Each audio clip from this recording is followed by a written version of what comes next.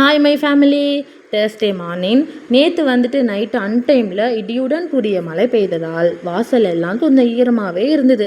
இருந்தாலும் நான் 5 மணிக்கே எழுந்துச்சி பொறுப்பாக கோலெல்லாம் போட்டுட்டு காலையிலே ஒரு சூப்பரான டியூர் காஃபி போட்டு குடித்தேன். என்னுடைய ஃபேவரட் ராகி காஃபி.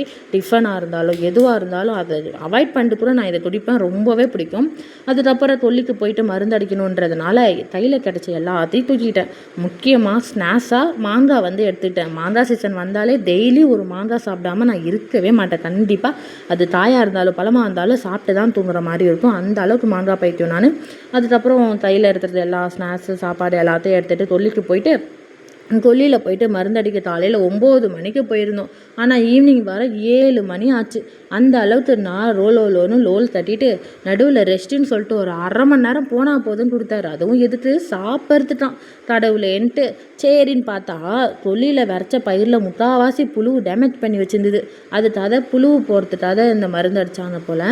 நல்லா பொரியமாக அடிச்சுட்டு பேனு வீட்டுக்கு வரலான்னு பார்த்தா மயில் எப்போ நாங்கள் இப்படி போவோம், அது எப்போ இப்படி வரலான்னு சொல்லிட்டு ரெடியாக இருந்தது.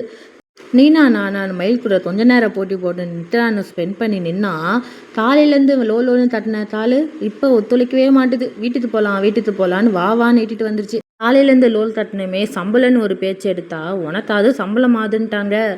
என்னங்க வெளியிலேருந்து ஆள் கூப்பிட்டு வந்தால் 1000 2000 தராங்க. வீட்டிலேருந்து ஆள் ஏற்றுன்னு போனால் ₹1 தர மாட்டாங்க. அட்லீஸ்ட் அதை பற்றி பேசக்கூட கூடாதுன்னு சொல்லிட்டாங்க. இந்த அசிங்கம் எனக்கு தேவைதான்ட்டு வாயை மூடிட்டாங்க. நீங்களும் வேலையெல்லாம் செஞ்சுட்டு சம்பளம்னு கேட்டால் உங்களையும் மேலேருந்து கீழே வரையும் பார்த்துறாங்களான்னு சொல்லுங்கள். வீடியோ பிடிச்சிருந்தா ஃபாலோ பண்ணிக்கோங்க.